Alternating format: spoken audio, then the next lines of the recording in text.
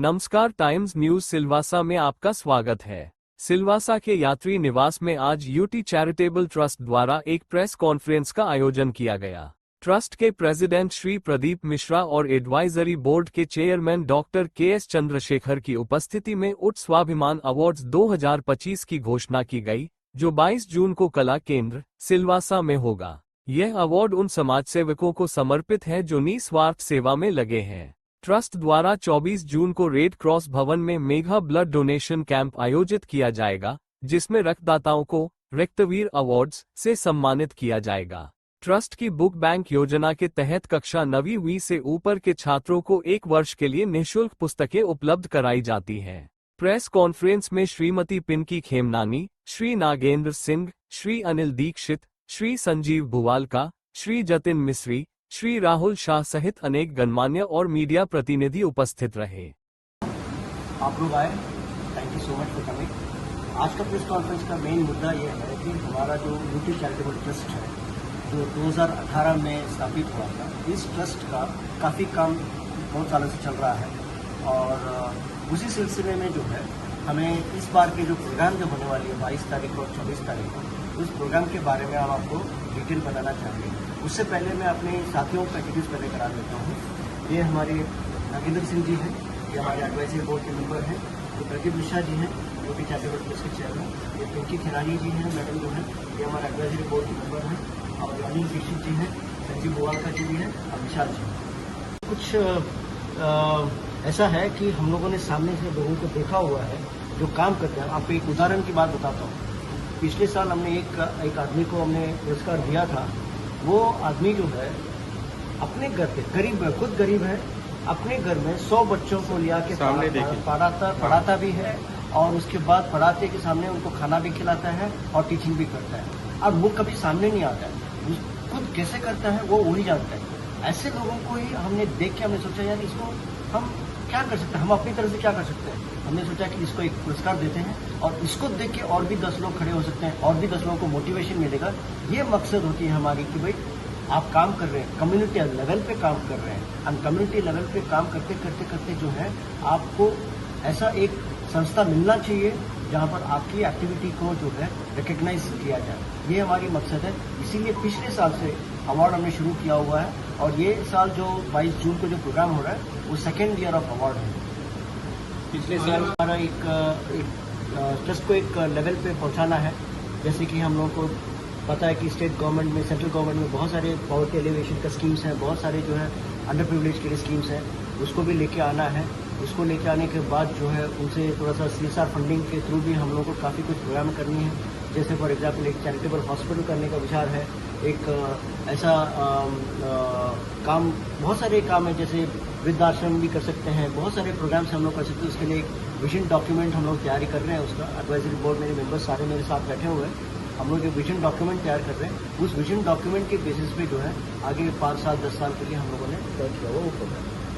UT charitable trust का एक उद्देश्य है दादरा नगर हवेली में या इसके आजू बाजू के जगहों में वो तमाम महान व्यक्ति जो अपने अपने तरीके से समाज के उत्थान में, समाज के काम में, चाहे वो शिक्षा का क्षेत्र हो, चाहे वो स्वास्थ्य का क्षेत्र हो, चाहे कम्युनिटी डेवलपमेंट का क्षेत्र हो, चाहे वो स्किल डेवलपमेंट का क्षेत्र हो, ऐसे विभूतियों को चिन्हित करना, उनको पहचानना और उनको एक मंच पर ला करके उनको सबके सामने प्रोत्साहित करना,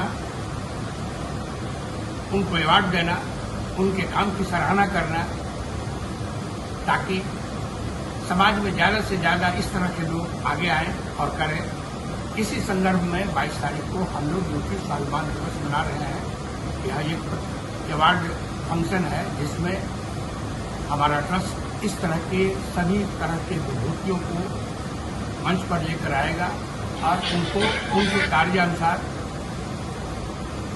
उनको अवार्ड देगा, उनको सम्मानित करेगा।